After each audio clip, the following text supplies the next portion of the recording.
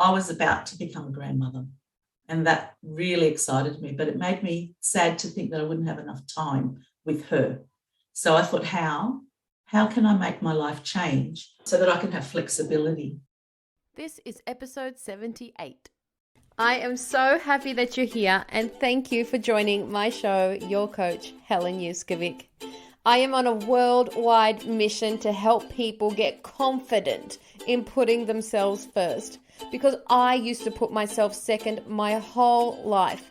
And because of that, I experienced every unhealthy relationship possible. An unhealthy relationship with myself, my health, my wealth, my intimate relationships, my family, my friends, and my career. I'm now living in an abundance that I used to just dream about. So I want to pave the way for you too.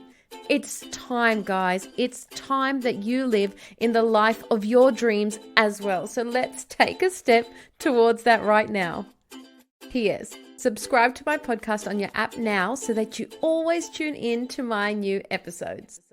Welcome to the show, Miss Stacey Figueira. Guys, I'm so excited to have Stacey here on the show. Not only is she one of my great friends, she's an amazing hypnotherapist. She's also been a client. It was like love at first sight with Stacey. We've been friends for a long time now, and our lives have actually sort of run parallel with what we've done in life. So I'm just going to throw the microphone over to you, Stacey. Firstly, thank you so much for taking the time out today to spend time with me on the show. I'm so excited to have you here. Thanks, Helen. And you know I always love spending time with you. And it was love at first sight, wasn't it? Unforgettable. So I'm a clinical hypnotherapist, an NLP practitioner, a timeline therapy practitioner, hypnofit therapist, did lots of courses because I was so excited to learn this skill. Stacey, can you tell us what you were doing before you were doing all of the beautiful work that you're doing now? And can you just share how long you were doing your old career for? Okay, so I have had more than one or two or three careers, but the last one was really actually a job that I was thrilled to get. I was pinching myself that I actually got a permanent position in a university doing what I loved. And I did it for 6 years. And prior to that, I did it elsewhere as well for TAFE. I worked my way up into this amazing career, but I became a client for hypnotherapy many, many years before that. But then I did an amazing program with you, Helen, which included NLP and timeline therapy. And that actually changed me. It actually changed me, brought me back into alignment. So I felt a shift. That I needed to do something like this, which I ended up doing. So exciting. I remember when we were in sessions, I would say to Stacey, you would be such an amazing coach. You would be such an amazing hypnotherapist. You should do this. And I just remember us talking about it. You were in a whole other career, and it wasn't really something that you were moving towards at that point. You know, you loved all aspects of the work.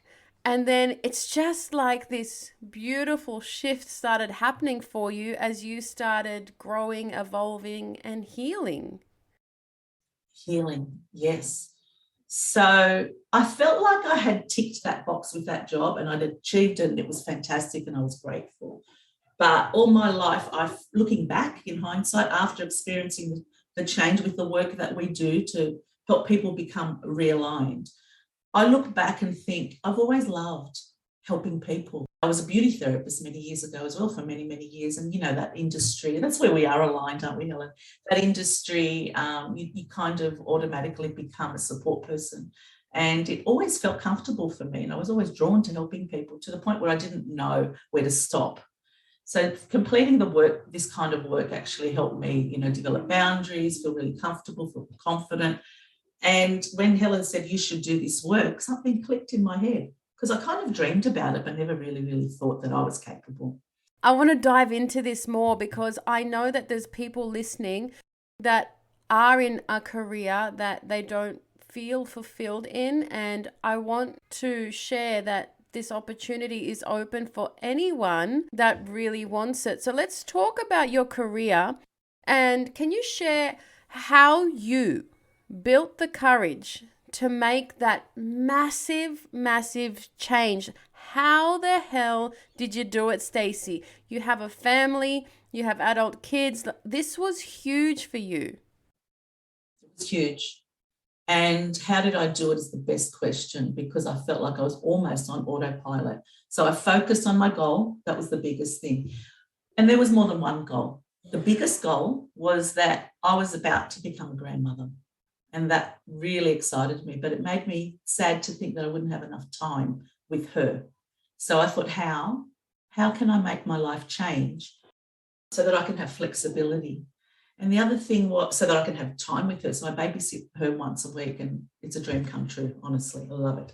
The other part of it is wanting to help people feel fantastic.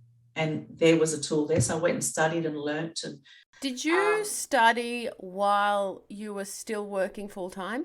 Absolutely. So the risk I kept low, and what I did to keep that risk low was that I didn't leave my job. I just worked after hours, studied after hours, weekends, you name it, I did it. So I was quite driven to achieve my goal. And my goal was to leave my job. And initially I did it very safely. I asked the boss, being my age, I could ask for a day, working less hours. Once you hit a certain age, you can ask this in most places. So I was working 4 days a week. So that was the beginning of the transition. And it all seemed to happen much quicker than what I even dared to imagine. Business started growing. I made some little mistakes. I had a lot of support. I watched a lot of people become successful in the same career, and they were my mentors. I had 3 amazing mentors that I trained with, and lots of community support, because the people that do this kind of work are very supportive people. So how blessed are we? Yeah, lots of guidance, lots of support, plenty of hard work, focus on the goal. That's what I did. Yeah, it sounds like you were hustling every single day. You would get up, you would go to work, you would finish work, you would find time to study, you would find time to pass your studies, you would find time to practice what you're learning, and then you started transitioning into your business while you were working. So I just want everybody listening to appreciate the fact of how much hard work went on in this shift for you, shifting towards working in your purpose. It is so beautiful to witness. I loved watching every minute of it. And there was times where it was scary. Am I doing the right thing, Let's talk about this messy transition part, because for those of you listening, I want this to inspire you to know that once you figure out your purpose, that it's going to be an easy road. There might be some chaos, and there might be some mess, and there might be some fear that goes on, which is normal. So how was your transition period? You did mention that you had support, which is great. Did you have a plan? Did you create a business plan? Did you just go for it? I think the fact that I was in business before gave me a bit of an edge to understand the concept that for me, the way I used to run my business in the beauty salon, I worked way too hard. Looking back, and I learned a lot from that. But I also had the practice in place of, you've got to hustle, you've got to find out, you've got to ask questions, you've got to try things. How do I advertise? How do I this? How do I that? And try things and make mistakes and not do that again. And try something else, and that was successful. And then try something else and ask lots of people. The mistakes, I wouldn't even call them mistakes, but I guess because I was the hypnotherapy client for so many years, for 26 years, I was a client to a hypnotherapist, and then another one who became one of my teachers as well. So I knew how it felt. So it just sounds like you literally just went for it, Stacey. You set up a few things. You didn't know if you had set up everything that you needed to set up. You just sort of began, which is exactly what I did when I moved into my career. It just sort of started while I was also working my other job. Again, like you, I was an adult and I had bills to pay, And so I had to make sure that I was earning an income while I was transitioning into my life's work. So well done, you. Thank you. Oh, it's time for your first curveball, Stacey. Are you ready to play? I'm not sure, but let's have a go. Your first curveball is, please share with us something that most people don't know about you. Most people don't know that I'm quite the introvert that I do. Well, I don't know if introvert's the right word, but I really love staying home and being quiet and not socializing. Most of the people that know me see me as quite a social butterfly. Yes. Not all the time. That's why we're soul sisters.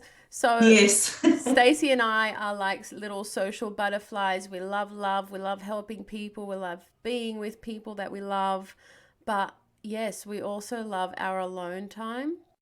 And I'm just going to share something else. Something else that Stacey and I do together every Monday is we get together in her office and we hold each other accountable for a couple of courses that we're both doing, and we stay quiet after we finish talking.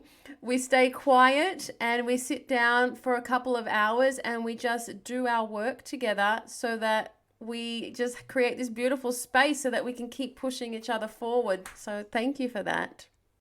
Thank you. It's the best. I love our Mondays. I don't know if I'd get it done without that. So thank you. Stacey, let's move the conversation to emotions. So when you're not satisfied at your work, and Lord knows I have been through many career changes too, and you know that feeling when you don't any longer want to be where you are and you have this burning desire to be elsewhere. Maybe you start going to work with that feeling of, oh, I just don't want to be here anymore. Can you share some of the emotions that you were going through and where your mindset was at when you were at that point where you just weren't satisfied going to your job anymore? Can you talk about your shifts in mindset, your mental health? Where was it at? Maybe your physical health. What was going on for you? My physical health and mental health suffered because I didn't give myself the time to stop. I had this gung-ho, rushed feeling because I wanted to get out of that job. I didn't completely hate the whole experience. There were people around me that were lovely, and there was a nice little challenge that was still there for me. However, being part of a big organisation, there's always the politics that go on that we don't have control of. I really, really looked forward to not being included, in that world anymore. I worked in education, which I was very passionate about. So, that was the end result. So that was something that kept me going. Even though I had enough of doing what I was doing, the end result helped me going. And the biggest thing is I've transitioned in jobs many times now throughout my life. And so the end goal held me. I kept reminding myself that, hang on, you're getting closer. There was days where I thought, this is never going to happen. I'm never going to leave the job and I'm never going to get my business running. Of course I'm not happy. So I had to, reframe it consistently. I had to really go, hang on, and sometimes looking back and seeing where you've come, because you forget when you're really drowning in it. Part of me was working on autopilot with, almost having toothpicks in my eyes to get my eyes open. So the awareness wasn't always there. I do look back and think, geez, I put on a lot of weight. I didn't move a lot. I became quite unhealthy because I sat in a chair all day from morning till night, 2 jobs. And so at the end of that, it was almost surreal that when I said I was going to leave in November and I actually did do it, I thought, wow, I can actually start moving again and being healthy and living my life. Yeah. It sounds like it did really affect your physical health. I remember, Stacey, when let's just use my last job, for example, when I knew that that job had served its purpose and I no longer wanted to be affiliated with that company, the days that I would go into work, I would just wake up sad. I would wake up frustrated, stressed, just this constant stress on my brain from the minute I walked in to the place, while I was there, to the minute that I walked out, and just always having this mindset of, I just wish I wasn't here anymore. And that feeling is so dissatisfying and demotivating. And for those of you listening, if you are at that stage, that is a little doorbell saying to you, ding dong, it might be time to close a chapter or to close that door and to open up a different door and maybe see what opportunity lies ahead of you elsewhere, because we shouldn't be working somewhere that brings us unhappiness. Yeah, and embrace change. That's my biggest message. Embrace it. Don't be afraid of it. And a little bit of fear is okay because we're learning and changing, but embrace it because it's exciting. And I have to be completely honest that I did use the tools of my trade to keep my mindset going through that whole period of time. So I listened to something, I recorded hypnosis every day, but I always chose something that I needed at that very time.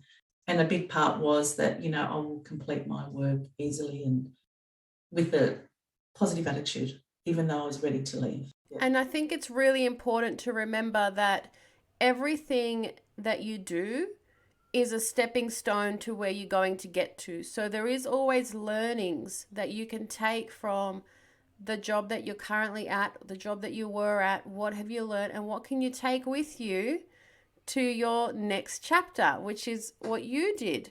Stacey, it's time for your second curveball. Are you ready to play? Okay. What is your favorite form of self-care? Massages. I knew she was going to say that. And yoga second. Your yoga classes. We have the same. We're so funny, you and I. We're just so similar. And I love that you're one of my soul sisters. So thank you. Yes. And massages and yoga. A massage for me, and I bet you will be the same. I can be this exhausted, highly strung person, have a massage, and I walk out so lovely and calm and happy and nice. Yeah, we give that energy to the poor massage therapist. Hand it over. Stacey, let's talk about mental health. So, and physical health. When you're moving from where you are now to somewhere where you align more with your purpose in life. Some people just don't know how to get there. They don't know what their purpose is. They don't know how to find their purpose. And this is a whole other conversation that we can have. But I want to talk about your mental health and your physical health and how that changed since you began living in alignment with your purpose. What has changed for you and what can you do now that you couldn't do before? So much has changed. I could tell you lots of things. The first thing that I would say is what I can do now that I couldn't do before is exactly what we're doing right now.